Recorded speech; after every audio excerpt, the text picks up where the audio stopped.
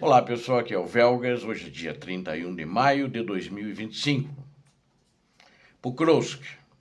A Ucrânia fechou e estabilizou brecha na linha de defesa rompida pela Rússia. Quero convidá-los, inscrevam-se no canal, deem um like, compartilhem com as suas redes sociais e façam os seus comentários. Conto com você que não é inscrito para inscrever-se, porque aqui você vê a verdade.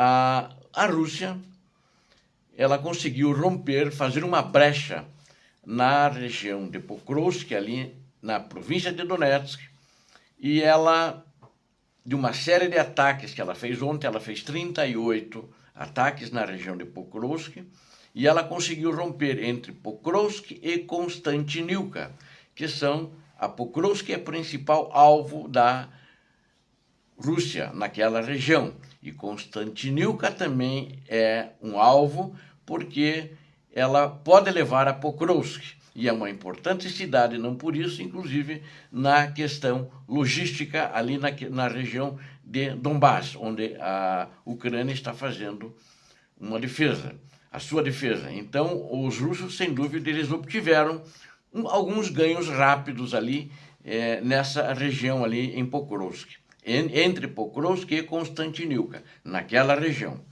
E para já dando a conclusão, né, mas eu vou dizer como é que foi o desenrolar, a Ucrânia rapidamente ela levou um regimento de drones e também um regimento, uma brigada de assalto, e empurraram os russos de volta e fecharam a brecha, né?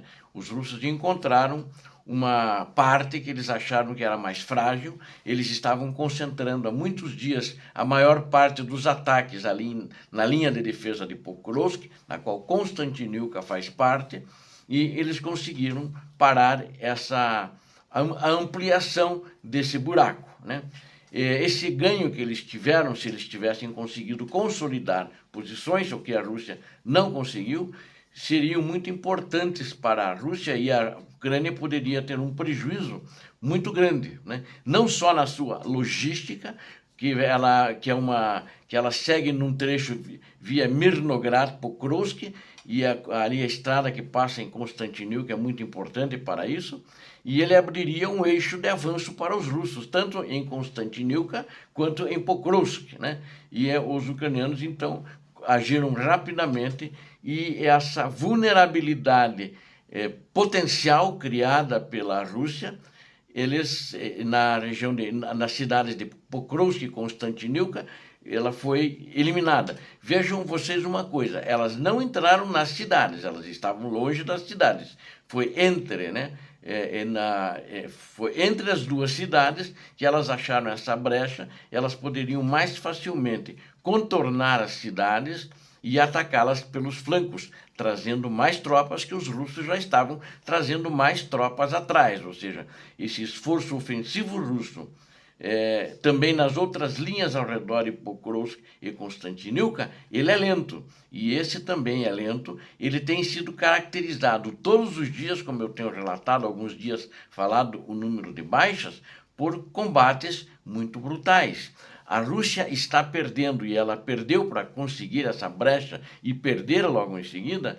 Ela está tendo uma média de 7 a 8 baixas para uma baixa ucraniana dia nessa região aí, ou seja, é um negócio muito grande, é um negócio muito bruto, é um negócio muito cruel. São combates violentos, extenuantes, que levam a ganhos territoriais escassos, né? Raros, pequenos avanços da Rússia. E eles, graças a Deus, a Ucrânia conseguiu segurar aí, né? Enquanto isso, na área de avanço, os russos, eles conseguiram 10 quilômetros das suas posições iniciais avançar, e eles levaram para isso 2 meses, né? E se eles tivessem conseguido manter isso ali nessa região de Konstantinivka e Pokrovsk, eles ficariam a 12 quilômetros de Konstantinivka, ou seja, muito próximos. É lógico que não conseguiriam já tomar no outro dia. E ela provavelmente na metade do verão, ali por julho, né, talvez agosto, eles conseguissem não sei se conseguiriam, vamos dizer assim, mantendo essa previsão, eles conseguiriam conquistar uma dessas duas cidades, ou as duas, embora que eu acho muito impossível, porque eles não têm tropas suficientes para isso, né? Os russos, na minha opinião, não têm nem tropas suficientes para, em todo o teatro de operações, grandes avanços de uma só vez. Tanto é que é por causa disso que eles estão concentrando maior quantidade de tropas em Sumi, que eu vou ver no próximo vídeo, falar sobre Sumi, é muito importante, dentro dessa ofensiva de verão, convido-os a assistirem também. E aí eles não têm tropas para, em toda a frente, dar um avanço, né? Alavancar. Eles perderam, são muito fragilizados, e os que eles têm, as tropas reservas que chegaram, eles não estão com treinamento suficiente. São bem menos treinadas do que aquelas que eles trouxeram em 24 de fevereiro de 2022, quando começou essa segunda fase da invasão da Ucrânia, mais cruel e mais violenta. Os russos, na realidade, como é que eles entraram nessa região aqui? Eles mudaram a sua tática, quer dizer, continuaram usando os famosos moedores de carne. No entanto, eles começaram sondando as defesas ucranianas com pequenas unidades de reconhecimento, compostas, na realidade, sem os soldados saberem, por esquadrões suicidas, que para eles são descartáveis, na esperança de revelar as posições de tiro ucranianos. Então, é assim que eles agiram, né?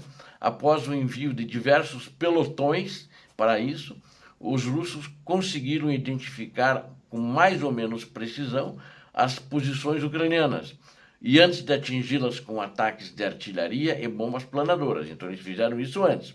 Aí, depois que começou o bombardeio, né? E se fosse o caso, eles mandaram, inclusive em alguns casos, esquadrões suicidas adicionais para avaliar os danos e tentar se envolver no combate, depois que a artilharia parava de atirar, para sentir, e inclusive, se fosse o caso, se envolver em combate corpo a corpo, como houve alguns casos, né? E caso ainda houvesse defensores ucranianos sobreviventes do ataque da artilharia. Então, eles mudaram essa tática deles agora, mas a Ucrânia já pegou isso. Enquanto isso, os drones russos, eles trabalharam para isolar ucranianos e monitorar e cortar potenciais rotas de retirada, ou principalmente para receber os reforços, para tentar limitar a flexibilidade tática da Ucrânia. Mas a Ucrânia, eles estão combatendo essa tática, eles eliminaram esquadrões suicidas russos. Como é que eles fazem? Eles eliminaram com minas, minando bastante a região. Isso garantiu que os ucranianos não precisassem revelar exatamente as suas posições para combatê-los antecipadamente ali da região das trincheiras, das casas-matas que estavam camufladas, e a implementação dessas interceptações por drone teria aumentado a taxa de baixas em algumas áreas até entre 7 a 8 russos por um ucraniano, com o menor número de casos para a Ucrânia, e às vezes ainda maior do que esse número que eu citei para os russos, né? Os russos não estão se importando com as vidas das suas tropas, de que eles avancem, conquistem posições e se consolidem. Então, em resposta ao avanço russo, os ucranianos reposicionaram brigadas de drones de elite para estabilizar essa frente.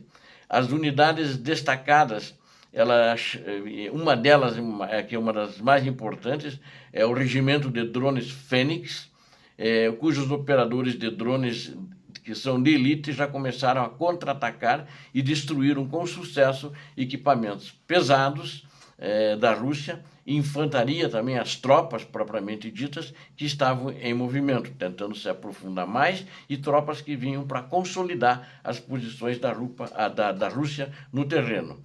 A experiência em contra-ataques bem-sucedidas no flanco ocidental de Pokrovsk vai permitir conduzir uma defesa mais ativa e possivelmente vão conseguir empurrar cada vez os russos para trás, ali da onde eles saíram para fazer esse avanço. Então, hoje eu diria assim, voltou a ficar mais tranquilo essa região, e para não permitir também um avanço crítico numa rodovia que a Ucrânia controla, que é a rodovia Pokrovsk, Constantinivka, que ela é muito usada para reforços e muito usada também para a logística. Então, ela, ao reposicionar essas unidades de elite da Ucrânia, contiveram os avanços, contiveram os ataques.